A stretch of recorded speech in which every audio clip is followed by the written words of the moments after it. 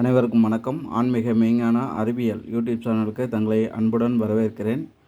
எல்லாமல்ல குருநாதருடைய பொற்பாதத்தை வணங்கி, உலகை ஆளும் அன்னை மயனக்காளித்தாயுடைய பொற்பாதத்தை வணங்கி இந்த காணொலியை சமர்ப்பணம் செய்கிறேன். இப்போ பார்த்துட்ருக்கிறது வெடிவிப்பு சுத்தி 5ஆம் காய்ச்சல் அப்படின்ற செயல்பாடுக்கு நம்ம எடுத்துகிட்டு போகிறோம்.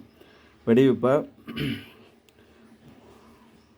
சுண்ணாம்பு தெளிவு நீரில் கொதிக்க வைத்து அதை அந்த அழுக்கு அந்த செயல்பாடு கசடு எல்லாமே நீக்கி சுத்தமாக நம்ம இந்த வெடிவிப்பை எடுத்துருக்கோம். இப்போ இந்த நீர் குளிர்ச்சியாக இருக்குது.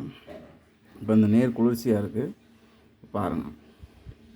இப்போ கொஞ்ச நேரத்தில் அது உறைஞ்சி வெடிவிப்பாக மாறிடும்.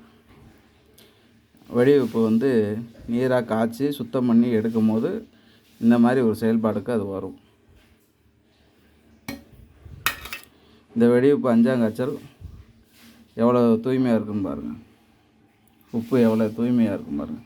இப்படிப்பட்ட வெடிவிப்பு சுத்தம் பண்ணி எடுக்கிறது தான் அதிகமான நன்மைகள் தரக்கூடியது. இந்த வெடிப்பால் ஏகப்பட்ட விஷயங்கள் செய்யலாம். இந்த வெடிவிப்பு எவ்வளோ சுத்தமாக இருக்குன்னு பாருங்கள்.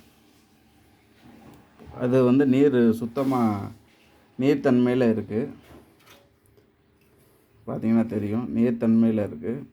இப்போ தான் எடுத்து ஆற வச்சு எடுத்து வச்சுருக்கேன்.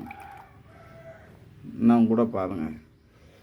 இந்த சுத்தம் பண்ண வெடிவிப்பை முறைப்படி கட்டு கலங்களுக்கு நம்ம எடுத்துகிட்டு போகலாம்.